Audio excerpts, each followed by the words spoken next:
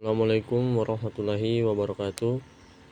Perkenalkan, nama saya Muhammad Iksan Imran dari PGMI 4C.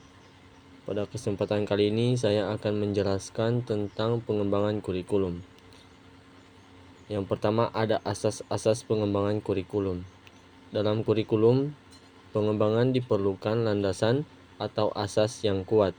Apabila proses pengembangannya dilakukan secara acak-acakan dan tidak memiliki landasan yang kuat, maka output pendidikan yang dihasilkan tidak akan terjamin kualitasnya.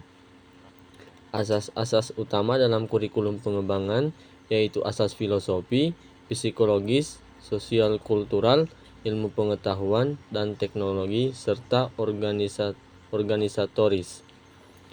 Kemudian terdapat 4 asas dalam pengembangan kurikulum. Yang pertama ada asas filsafat.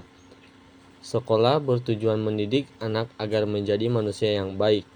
Faktor baik tidak hanya ditentukan oleh nilai-nilai, cita-cita, atau filosofi yang dianut suatu negara, tetapi juga oleh guru, orang tua, masyarakat, bahkan dunia. Yang kedua ada asas psikologi dan psikologi belajar. Psikologi anak.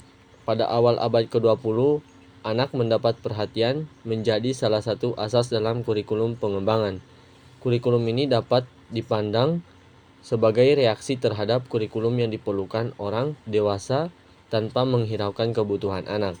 Kemudian yang kedua ada psikologi belajar. Psikologi belajar ini anak dapat belajar menguasai sejumlah pengetahuan, mengubah sikapnya, menerima norma-norma, dan menguasai sejumlah keterampilan. Kemudian yang ketiga ada asas sosiologi. Landasan kurikulum pengembangan sosiologi adalah asumsi-asumsi yang berasal dari sosiologis yang dijadikan titik tolak dalam kurikulum pengembangannya. Kemudian di bagian D ada asas peorganisasian.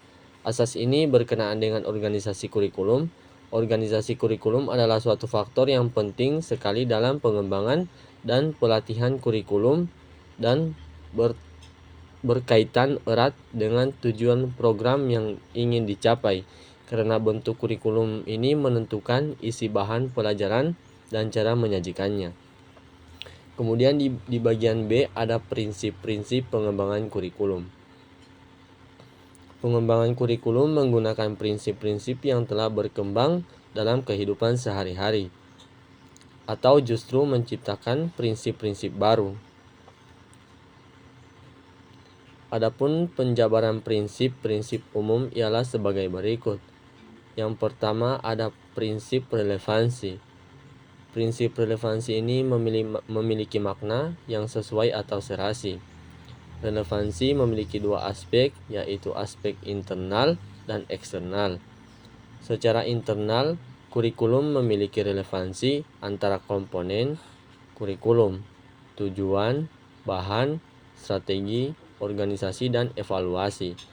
Sedangkan secara eksternal, komponen itu memiliki relevansi dengan tuntutan sains dan teknologi, relevansi epistemologis, tuntutan dan potensi siswa, relevansi psikologis, serta tuntutan dan kebutuhan pengembangan masyarakat, relevansi sosiologis. Kemudian di bagian kedua ada prinsip fleksibilitas. Dalam prinsip ini dimaksud bahwa kurikulum harus memiliki fleksibilitas. Kurikulum yang baik adalah kurikulum yang berisi hal-hal yang solid, tetapi dalam implementasinya dimungkinkan untuk penyesuaian berdasarkan kondisi regional. Kemudian yang ketiga ada prinsip kontinuitas.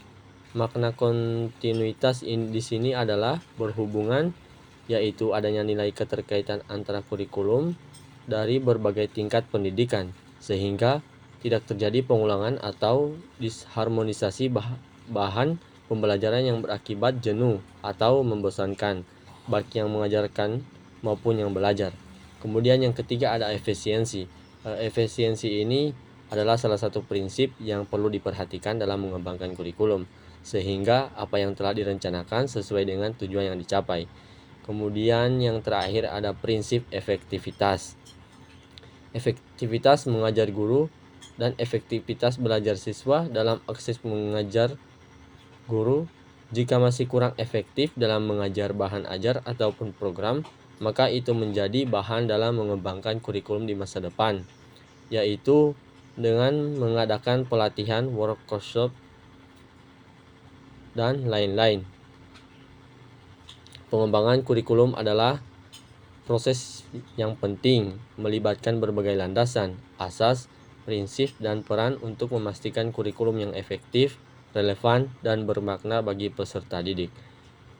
Itulah materi yang saya sampaikan, dan saya akhiri. Assalamualaikum warahmatullahi wabarakatuh.